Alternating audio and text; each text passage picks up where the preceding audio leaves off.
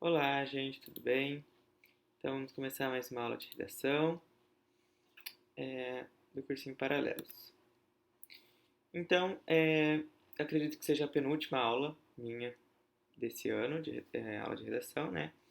E eu quis fazer, na verdade, uma revisão sobre a estrutura da redação, alguns erros mais comuns, né, da redação e também passar um tema para vocês fazerem, tá?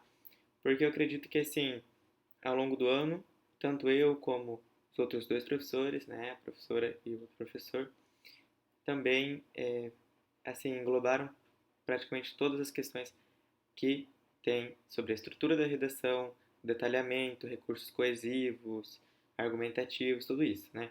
Então, eu acredito que agora nessa fase final é dar uma relembrada em tudo que vocês já sabem e praticar, né? Nunca parar de praticar. Então, continuar fazendo os temas, beleza? Então aqui eu achei na internet esse esquema que eu achei bem interessante do esqueleto da redação. Então, primeiro o parágrafo de introdução, que tem o objetivo do texto. Aqui ele traz como objetivo do texto, que é na verdade a tese, né?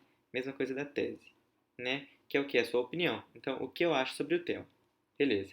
Depois, então, o segundo parágrafo é desenvolvimento, que daí você vai fazer o quê? Você vai desenvolver, né, sobre as suas teses, sobre as suas opiniões. Por isso que normalmente você vai colocar duas opiniões ou duas ideias, duas teses lá no parágrafo de introdução, porque você vai ter dois parágrafos de desenvolvimento, o segundo e o terceiro, né? E por último, então, o parágrafo de conclusão, o quarto parágrafo, que também pode ser chamado de intervenção, né? Onde você vai fazer uma retomada das suas teses, aquele ele colocou como objetivos, né, do texto, e também fazer a sua intervenção, né? Então, a sua proposta de como intervir nessa situação, nesse problema, né? Porque o tema sempre é um problema. Beleza. Então, aqui é a estrutura da dissertação argumentativa. Primeiramente, a introdução da redação. Então, não é sem razão que o primeiro parágrafo da estrutura de uma redação é chamado de introdução, pois é nessa parte do texto que você vai expor ou apresentar as principais questões a serem abordadas no restante do texto. No primeiro parágrafo, o leitor terá uma dimensão geral do assunto e vai entender as razões pelas quais a discussão do problema é relevante.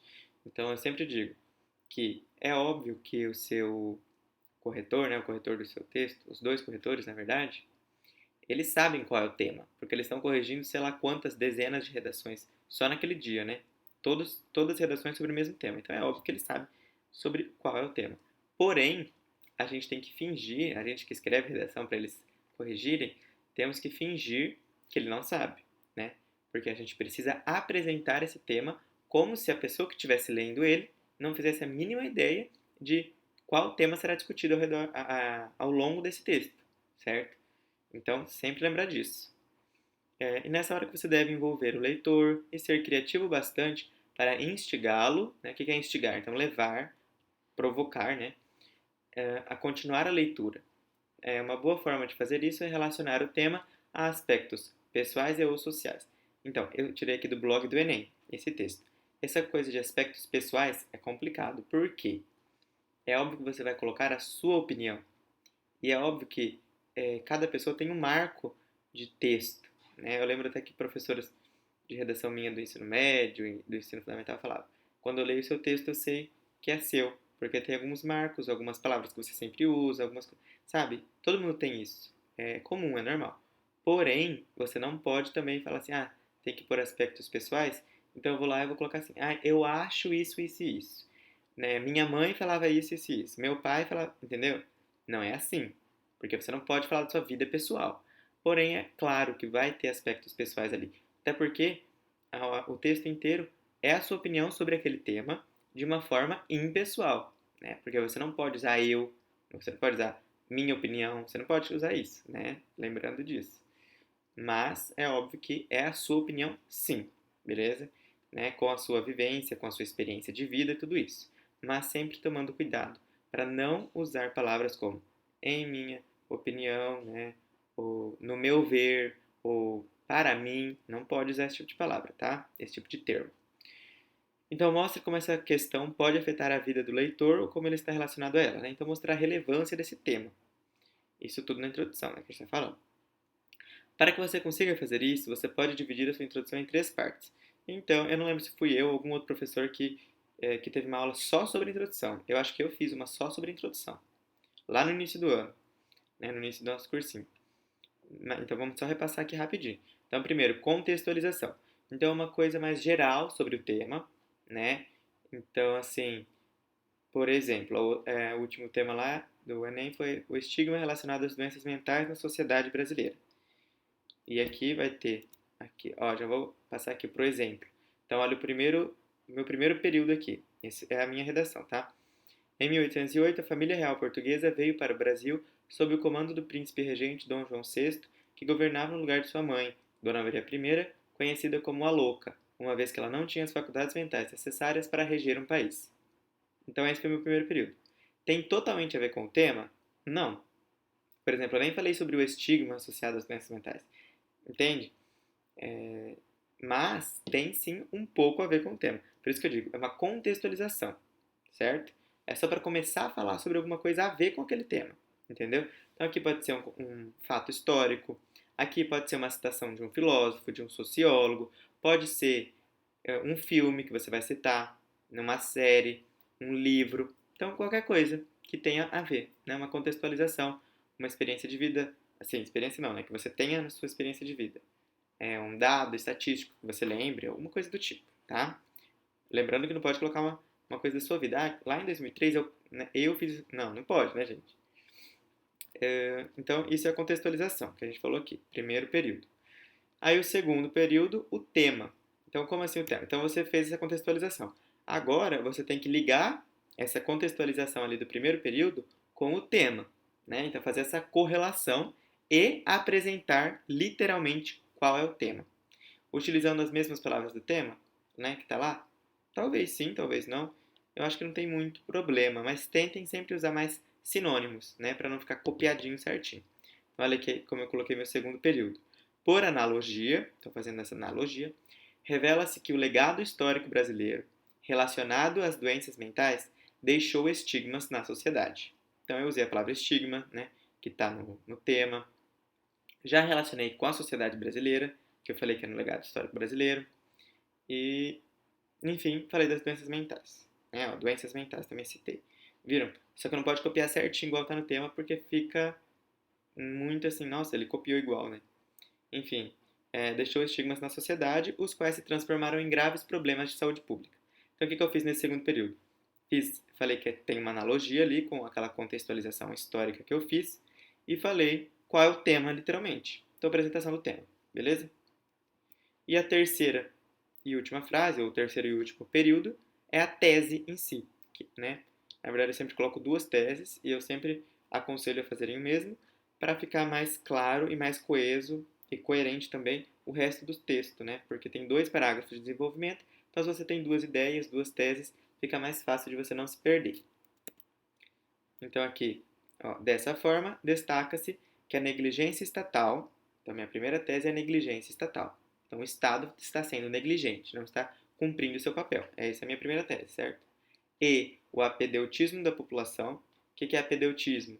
É interessante saber essa palavra. É ignorância. É a mesma coisa que ignorância, né? Mas ignorância é uma palavra muito informal para se colocar na redação, sabe? Não é legal colocar e a ignorância da população. Daí eu sempre colocava apedeutismo. Significa a mesma coisa. Então, essas foram as minhas 2 teses, as minhas 2 ideias, certo? Então, a negligência estatal e o apedeutismo da população desencadeiam efeitos negativos na comunidade, e por isso é imprescindível que se busque alternativas para a remediação da problemática. Remediação é para que se mude, né? Para que volte atrás disso, certo? Então, aqui foi, né? Então, falamos sobre a introdução.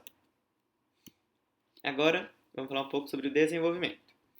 Então, essa parte da estrutura de uma redação pode ser resumida em 2 palavras: argumentação e exemplificação. É aqui que as informações mais polêmicas devem aparecer. Nesse espaço, você também pode dar voz a visões opostas sobre o assunto. Quando, por exemplo, você usa o recurso coesivo, né, o conectivo, em contrapartida, no entanto, entretanto, porém, você vai dar uma visão oposta, né? Você só não pode se contradizer, lembrando isso. Ah, mas eu vou colocar uma visão oposta do que eu falei. Tá, mas vai se contradizer? Tipo assim, uma hora você falou isso, uma hora você falou uma coisa totalmente oposta. Aí vai ficar errado, né? Porque vai ficar incoerente. Daí vai tirar nota da competência 3, que também tivemos uma aula todinha só sobre as competências, né? Gente, as aulas são poucas, então, por exemplo, se alguém está muito nervoso sobre a redação, voltem às aulas, assistam as aulas. O bom é isso, está tudo gravado, né? Coloca no 2.0 e assiste rapidão para dar uma relembrada, tá? Então, tudo que foi levantado na introdução deve ser discutido aqui e lembre-se de desenvolver uma ideia diferente para cada parágrafo, óbvio, né? Você não pode continuar a mesma ideia nos dois parágrafos, por isso tem que ter duas ideias. Ou uma ideia bem elaborada que você consiga fazer uma progressão textual interessante. Mas é muito difícil, né? Tem que ter bastante, assim, domínio sobre a redação para fazer isso. Mas como conseguir fazer isso na prática? Então, o primeiro passo é relembrar a tese ou o objetivo que você criou na introdução, né, ou as teses. Mas vamos ir por parte. Então, primeiro você lembra a primeira tese. Então, um exemplo aqui. Na redação sobre agrotóxicos, você pode estabelecer como objetivo mostrar que os agrotóxicos são um retrocesso para a saúde e para a agricultura. Então, você deve desmembrar esse objetivo em dois. Um para o primeiro parágrafo de desenvolvimento e outro para o segundo. No caso do exemplo, você pode escrever um parágrafo só sobre os impactos dos agrotóxicos na saúde e o outro parágrafo sobre os impactos na agricultura. Entende? Então, ó, que legal. A pessoa pensou nos impactos que tem na saúde e na agricultura. Então, duas coisas diferentes. Então, cada parágrafo vai ser sobre um. É isso que eu falei, sempre tem que ter duas ideias, como se fossem duas teses, beleza? Se você tiver dificuldades para estabelecer os objetivos dos parágrafos, você pode olhar para a sua tese e se perguntar: por que eu acho isso? Né? Então, por que eu pensei nisso? Qual é o motivo? Né? Então, a partir dessa resposta, você deve formular duas ideias diferentes e explicar cada uma delas em seus parágrafos de desenvolvimento da redação. Então, a primeira ideia que você colocou no primeiro parágrafo de desenvolvimento e a segunda ideia no segundo de desenvolvimento, que seria o terceiro da redação em si. Né? Depois de estabelecidos os objetivos dos parágrafos, você vai precisar de 4 elementos para construir cada um dos seus parágrafos de desenvolvimento: afirmação, explicação, exemplificação e conclusão. Eu tirei do blog do Enem, né, esses textos, igual eu falei. Então, assim, eu não acho que isso é uma regra, tá? É que ele colocou, você vai precisar. Eu acho que não é uma regra, tá? Mas é interessante para você se guiar, entendeu? Para na hora você não se perder, porque a gente sabe que na hora a gente fica muito nervoso. Então, se você tem um modelo de como seguir, certo? Já melhora bastante, já fica bem legal. Tá? Então, vamos lá, um por um. A afirmação ou tópico frasal. Então, o primeiro elemento do parágrafo deve ser uma afirmação do seu objetivo. Então, a afirmação da sua tese que você vai falar nesse parágrafo. Então, normalmente, quem coloca esse tópico frasal, ele é bem curto, né? É uma frase bem curta, só para relembrar a tese que você vai colocar ali. Relembrando, que ficou bem repetitivo. Relembrando vocês que não pode copiar as mesmas palavras, entende? Para não ficar feio. Essa frase vai dizer o que você vai abordar naquele parágrafo. Então, por exemplo, os agrotóxicos têm como um dos seus prejuízos a relação com a saúde brasileira. Então, nesse parágrafo aqui é aquele que você vai falar sobre a saúde. Lembra que é um sobre a saúde e um sobre a agricultura? Então, no início você só falou isso, só para falar o que você vai abordar neste parágrafo, tá? Aí depois vem a explicação. Então, em seguida, você vai explicar essa afirmação que você acabou de fazer. Né? Então, como os agrotóxicos interferem na saúde, nesse exemplo aqui. Depois, a exemplificação. Igual eu falei, você não vai sempre colocar uma exemplificação, né? Mas é bom, óbvio. Também é importante dar exemplos para enriquecer a sua argumentação. Então, aqui como exemplos, ele quis dizer a sua bagagem de, de saber, né? Então, é nesse momento que você vai utilizar o seu repertório. Essa palavra que eu estava procurando, repertório sociocultural. Então, você vai citar uma atualidade, né, algum acontecimento que aconteceu, que ocorreu. Gente, eu estou repetindo muitas palavras, né? Um acontecimento que se deu nos últimos anos ou nos últimos meses, enfim.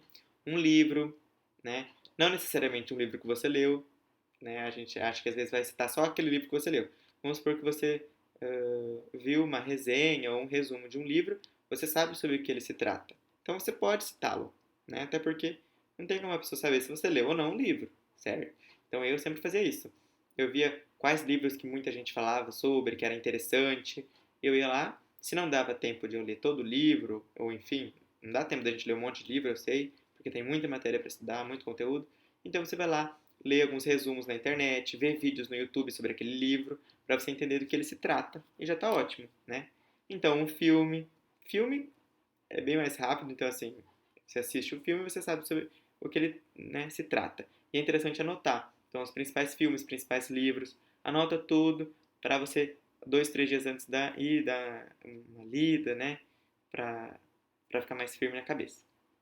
Uma fala de alguém, né, então uma fala de autoridade, algum estudo, música. Eu, particularmente, nunca citei música, né, porque eu ouço muita música, só que é interessante citar música em português, né?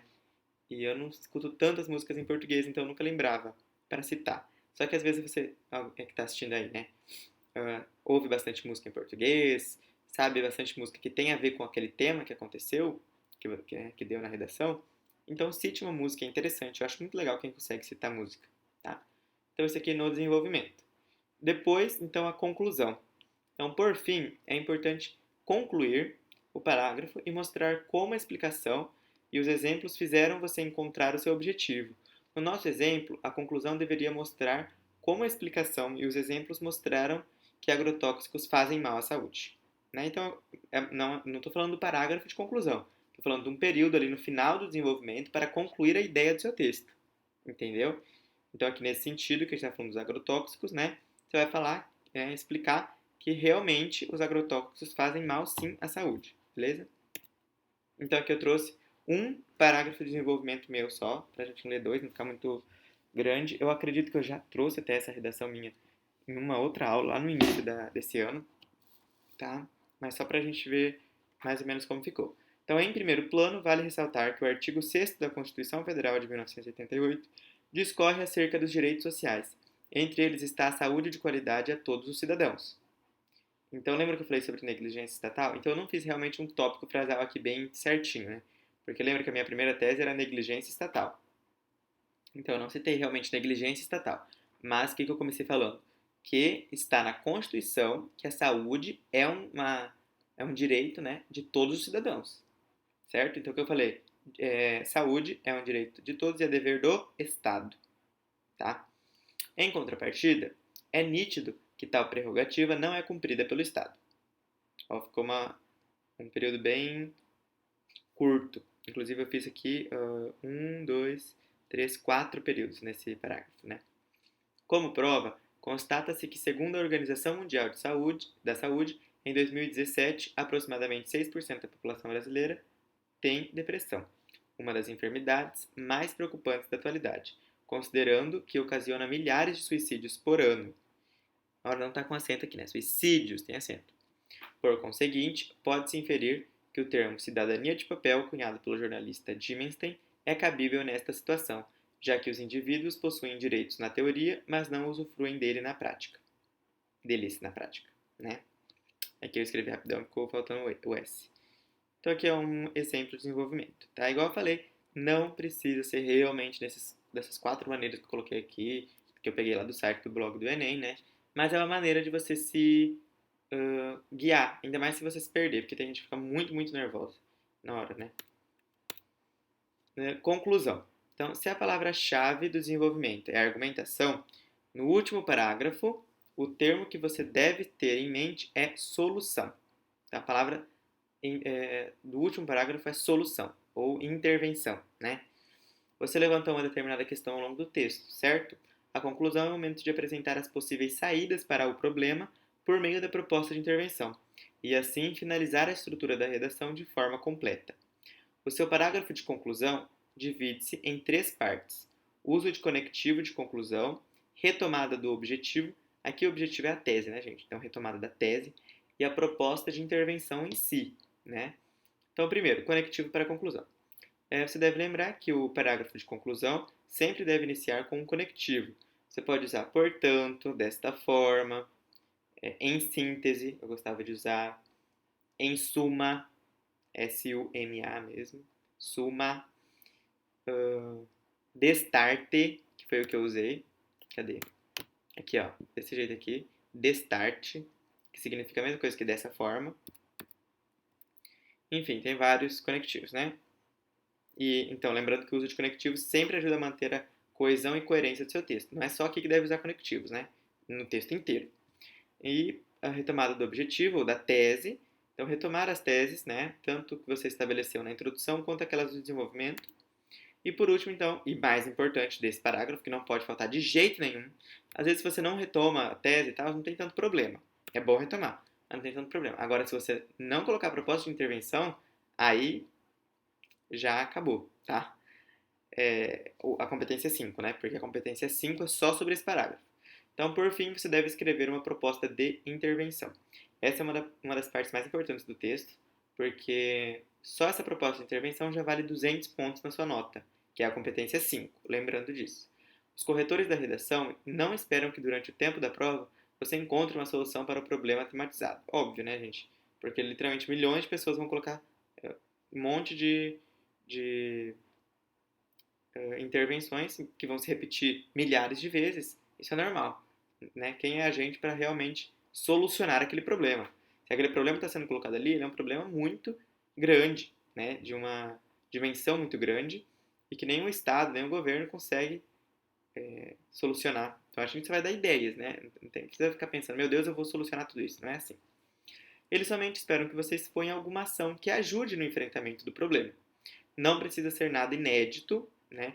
Tem professores que falam, nossa, a sua conclusão, a sua intervenção tem que ser uma coisa inédita, que ninguém vai colocar. Não é assim, é impossível isso. São milhões de pessoas que vão escrever a redação. É impossível que o que você coloque, ninguém mais vai colocar, sabe? Então, assim, não pensem assim, porque vocês vão ficar muito nervosos e não vai adiantar de nada. Só precisa ser uma intervenção, então, o quê? Muito bem estruturada. E como fazer essa intervenção muito bem estruturada? Com esses 5 elementos, que eu também falei sobre uma aula que eu dei para vocês só sobre a intervenção, né? Teve uma aula que eu mostrei só sobre isso. Então, quais são esses 5 elementos? A ação, né? Então, o que vai acontecer? O agente, ou seja, quem vai fazer aquilo? O efeito, né? Então, para que serve isso? A fim de quê? Né? Como, então, o modo, por meio de que você vai fazer essa ação, e daí um detalhamento. Né? Esse detalhamento, você pode detalhar qualquer um desses outros 4 que eu falei antes, tá? Eu gostava de detalhar bastante o agente, porque eu acho que é o mais fácil, tá? Então, são 4 que são respondidos com perguntas. Então, quem vai fazer o que, como e para quê. Então, agente, ação, efeito e modo. E daí um deles você vai detalhar, né? Então, fazer um detalhamento, uma coisa a mais. Portanto, não é suficiente citar uma intervenção de maneira genérica, sem explicar quem seria o responsável ou de que forma seria colocada em prática. Então, apesar de que você não tem que fazer nada inédito, nada assim muito bem embolado, você tem que fazer uma estrutura que responda esses 5 elementos aí, tá bom? Para ficar bem legal. E daí, se você respondeu esses 5 elementos, né, tranquilo, escreveu bem, colocou vírgula no lugar certo, tudo certinho, você já tem os 200 pontos aqui da competência 5, tá? Então ela é fácil de conseguir, é só lembrar disso daqui. Aí o exemplo da minha conclusão desse texto do último ano, né? Então, destarte, são necessárias medidas capazes de mitigar os impactos da estigmatização das doenças mentais no país. Para tanto, urge que o Ministério da Saúde, então quem, né? O agente é o Ministério da Saúde. Aí, ó, eu coloquei entre travessão. Aqui ficou só um risquinho, mas é um travessão, né? Eu coloquei entre travessão o detalhamento. Vocês viram que eu falei que eu gosto de fazer detalhamento do agente, né? Aí eu coloquei o detalhamento. Órgão responsável pelo bem-estar físico e mental dos brasileiros. Então já coloquei o agente e o detalhamento. E vai fazer o quê? Investir, né? Então que ele invista na formulação de planos e programas sociais.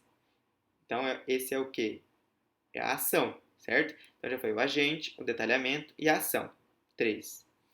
Aí como? Por meio da formação de mais profissionais da área e construção de instituições voltadas ao tratamento psicológico.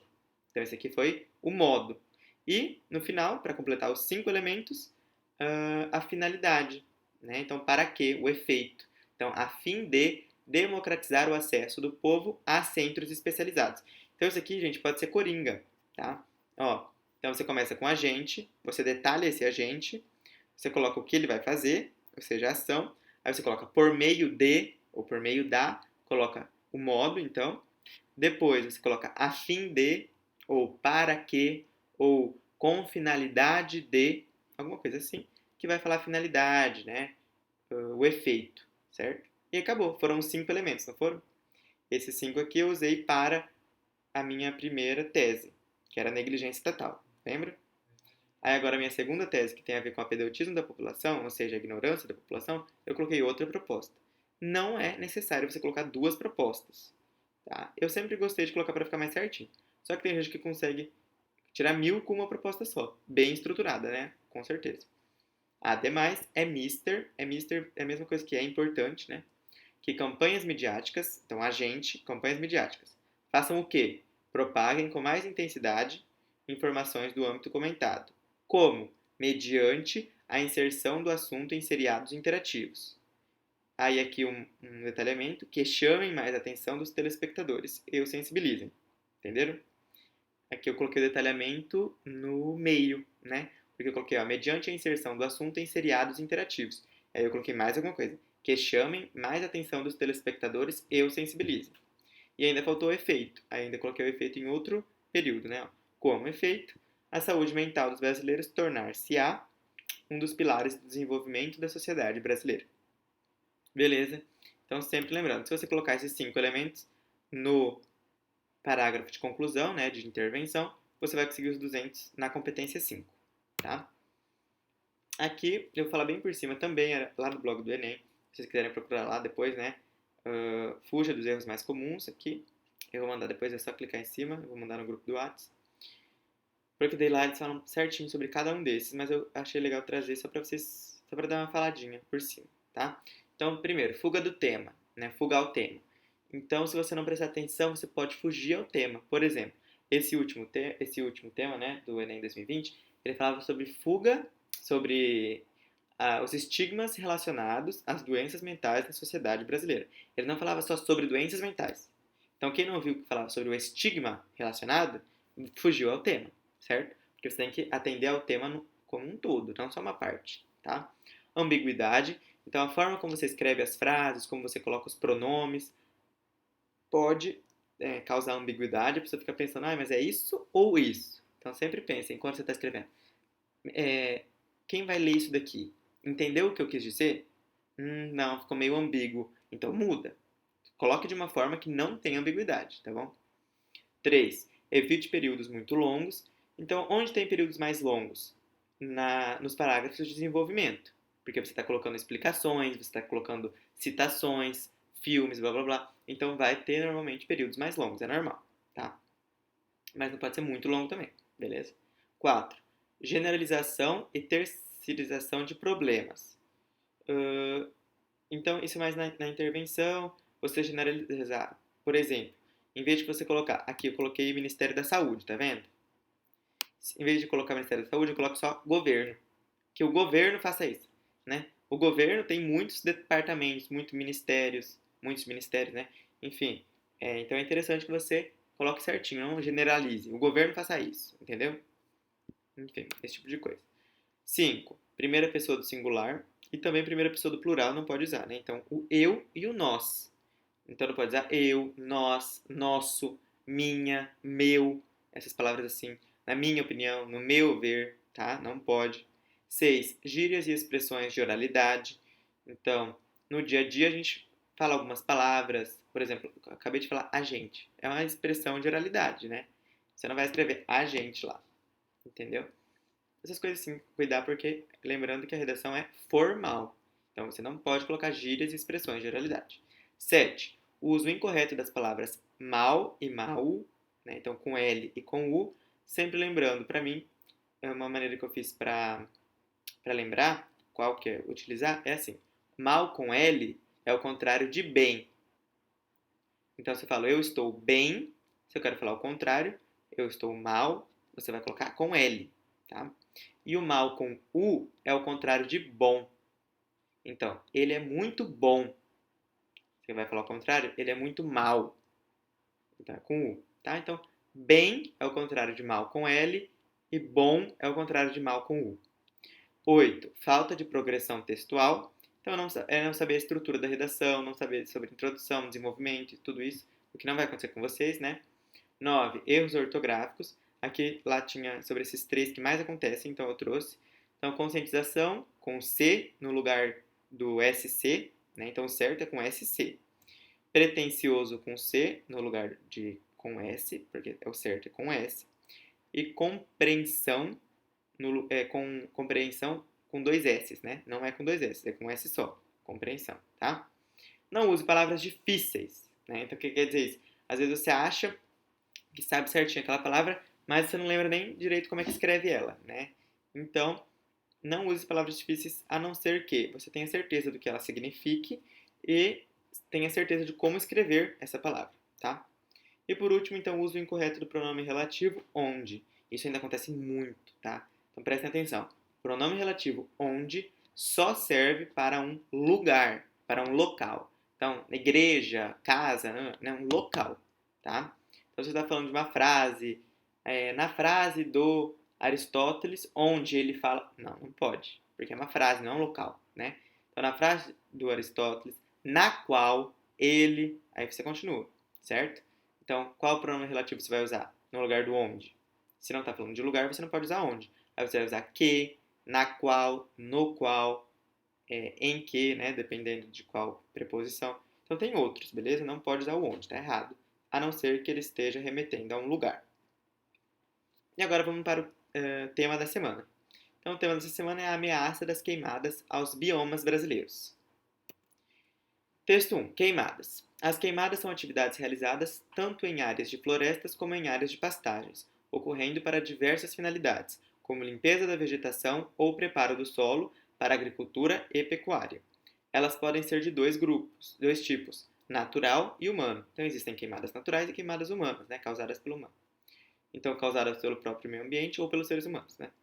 As queimadas têm muitas consequências ruins, como aquecimento global, problemas de saúde, perda da biodiversidade, e as maneiras de solucionar o problema das queimadas mais possíveis são multas às pessoas infratoras, né? E investimentos nas áreas de educação, com a conscientização dos problemas que podem surgir com essa prática. Então, educar as pessoas para que elas não façam isso, né? Não causem essas queimadas ali que são do tipo humano. Então, causas da queimada. Geralmente, as causas das queimadas... Ai, não separou, né? Teria um espaço. Das queimadas são diversas, pois envolvem fatores humanos e naturais. A Organização das Nações Unidas para a Agricultura e Alimentação reconhece como principais. Então, as principais aqui, ó, principais causas.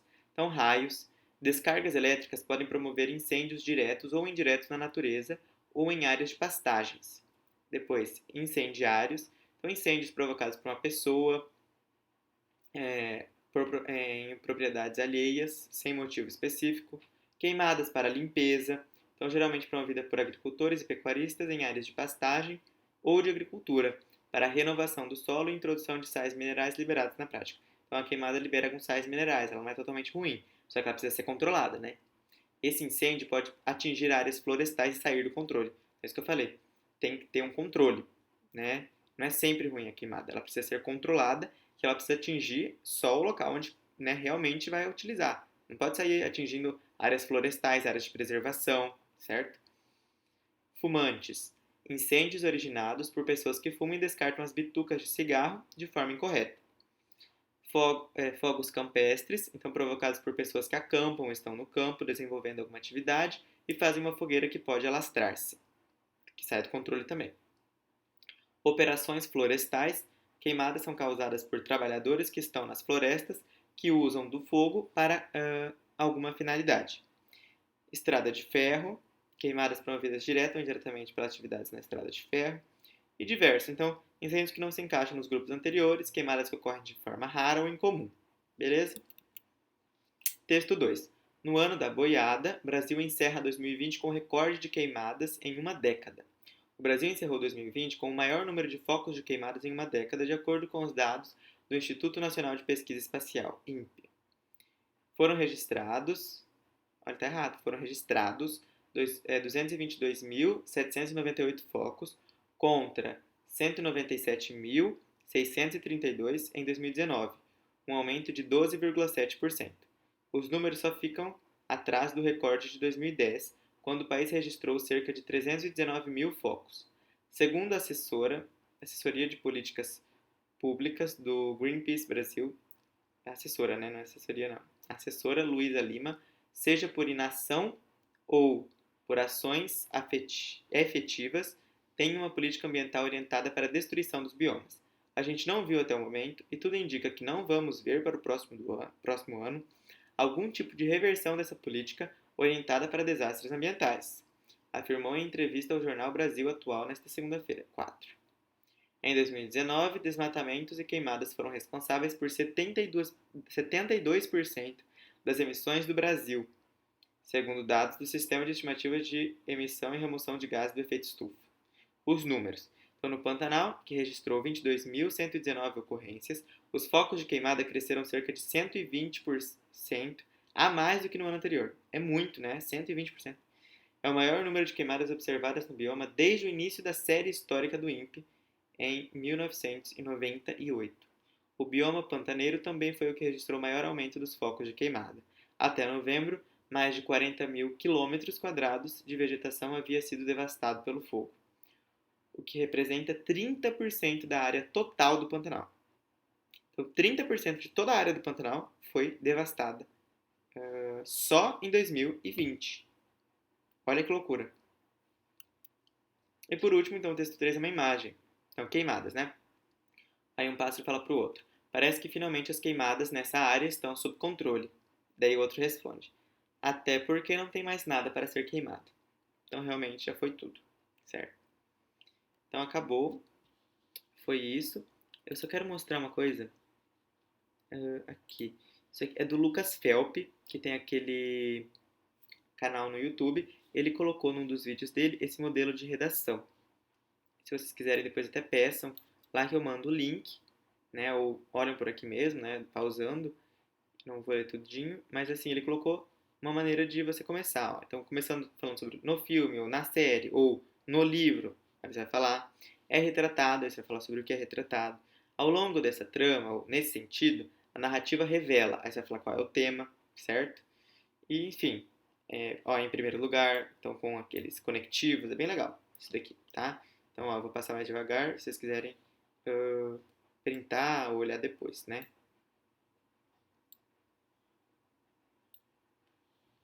Beleza. Então é isso, gente. Qualquer dúvida, pode me falar, pode mandar mensagem, sem problema nenhum, tá? Façam a redação, não esqueçam de praticar. E é isso. Abraço.